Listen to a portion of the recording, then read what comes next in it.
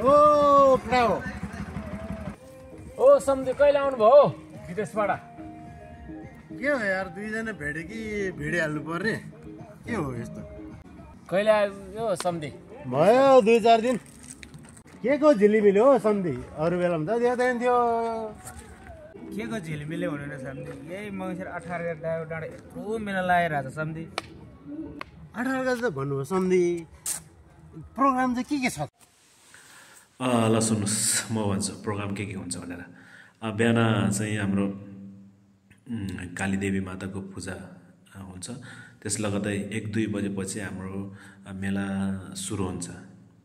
अनि त्यसमा चाहिँ के छ भन्ने अब खानपिना अब हुन्छ नि अब